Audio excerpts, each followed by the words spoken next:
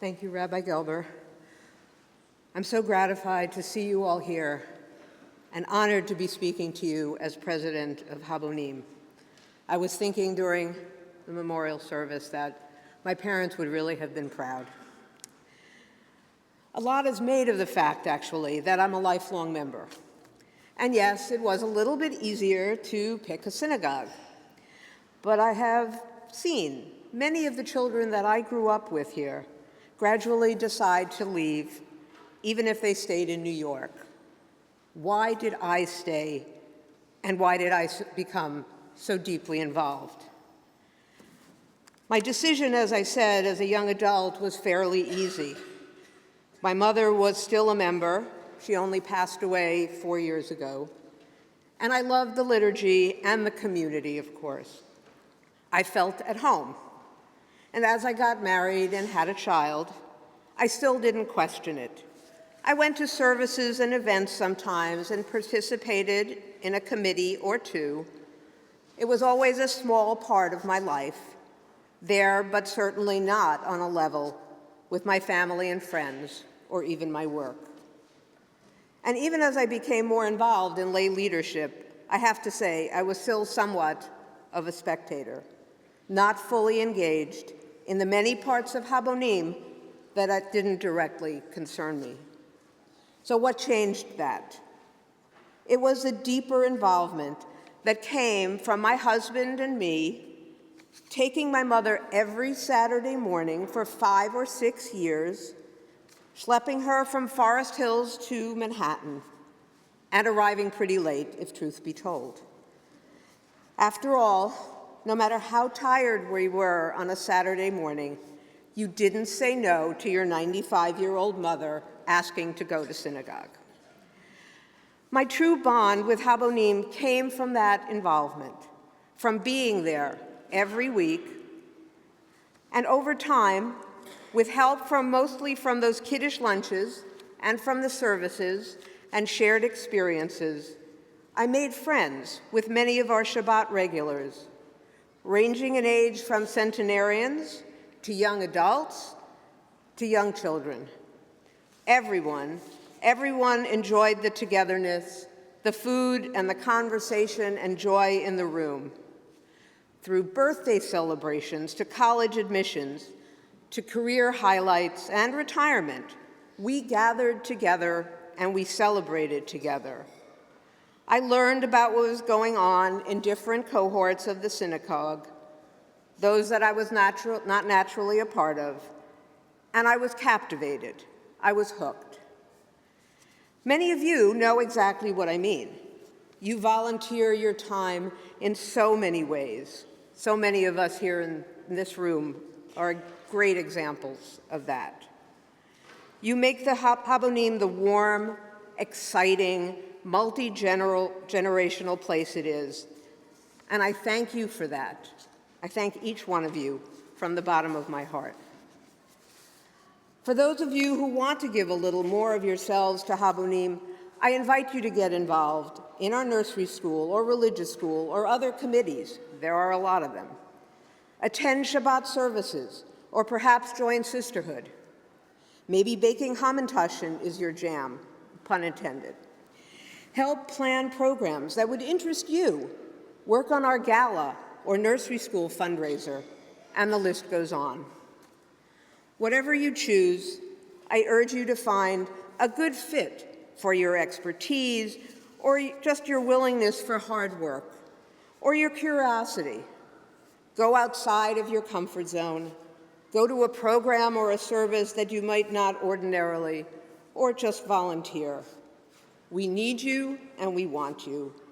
I think you'll find that you'll make a huge difference in other people's lives, and thus your own.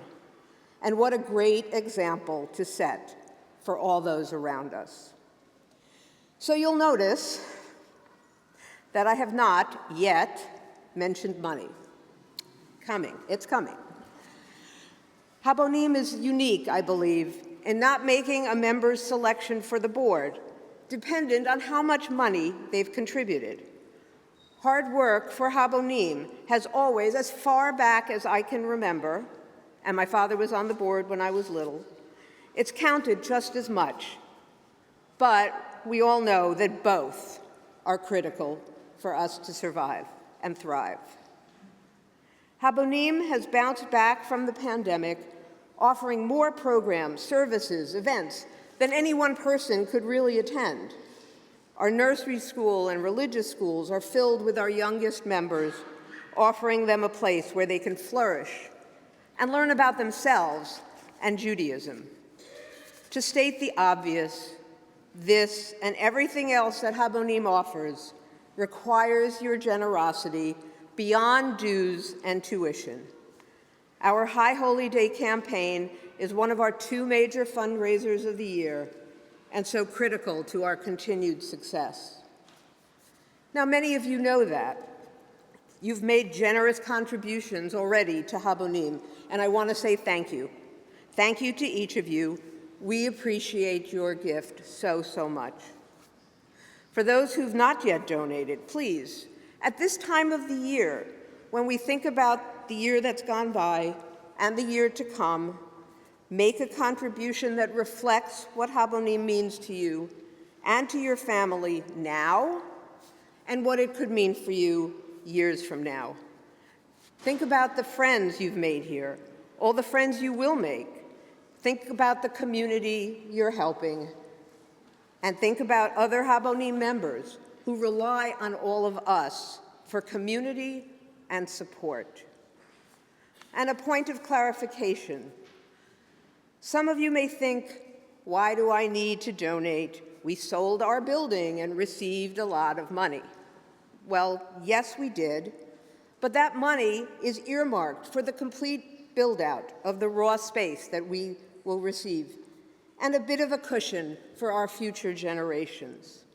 Every current expense involved in running a synagogue needs to be paid for by your dues, tuition, and your donations. Please, please help us and be generous. So I want to take a moment now to acknowledge that this is Rabbi Gelber's last High Holy Days with us. Although there will be a dedicated celebration of the rabbi in March, I want to thank her now for her commitment to Habonim, to Torah, to Israel, and to all of us. We are so grateful to her and wish her and Zahara only the best. It takes a village to put these services together. I know that the rabbi and Cantor Jessica spend 6 months at least to end up where we are today. So I want to thank the clergy, and we wish Cantor Jessica a speedy recovery, by the way, from laryngitis. I want to thank Rebecca Tenenbein, who took Cantor Jessica's place on the bima at the last minute and has led us so beautifully in the davening. I want to thank Cantor Halev, who has led some of the services here at Ethical Culture and all of the services using the German liberal liturgy of Habonim of yore. Rabbi Mark Summerstein, who's led that service with Bruce, and who will be leading a learning session here in a little while. Alan Altman, who read Torah so beautifully, as he does every Shabbat.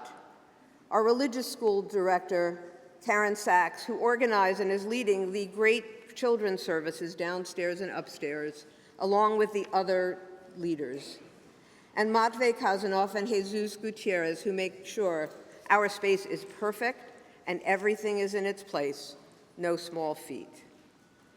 Last but not least, thank you to our wonderful volunteers who davened, read Torah, chanted Haftorah, led us in reading prayers, lifted the Torah, I'll keep going, and opened the Ark, who greeted you, arranged the honors, and reminded you when to go up to the bima and what to do when you got there. You have all made these services that much more special. So my family and I wish you L'Shana Tova.